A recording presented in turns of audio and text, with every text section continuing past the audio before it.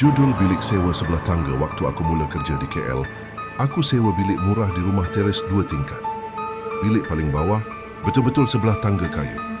Masa aku pindah masuk, tuan rumah cuma pesan, kalau dengar bunyi tangga tengah malam, jangan keluar, orang rumah semua tidur awal.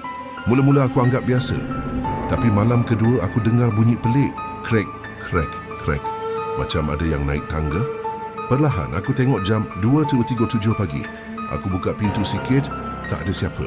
Sunyi. Esoknya, aku tanya tuan rumah. Dia cuma jawab, anak-anak semua tidur atas. Dulu ada penyewa pun tanya benda sama.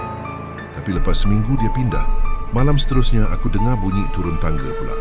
Kali ni, lampu luar bilik. Aku menyala sendiri.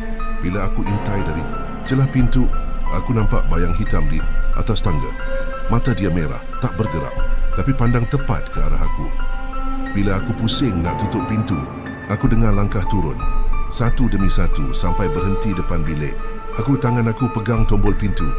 Tapi masa aku nak buka, jangan. Ada suara kasar dalam muncul entah dari mana. Aku terdiam. Kunci pintu. Duduk diam sampai subuh. Esok pagi, aku nampak anak tangga bawah. Sekali ada kesan hitam terbakar. Tuan rumah akhirnya cerita. Dulu ada budak kecil tinggal sini. Main. Lilin dekat tangga. Satu malam dia hilang. Sampai sekarang tak jumpa. Orang kata dia disorok. Malam terakhir aku nak pindah keluar. Masa buka pintu depan, tiba-tiba tertutup sendiri. Dan dari belakang aku dengar suara kecil. Serak dan sayu. Abang, jangan tinggal saya. Aku tak tolong. Aku lari. Sejak tu, aku tak pernah sewa bilik sebelah tangga lagi. Dari saya Hendelian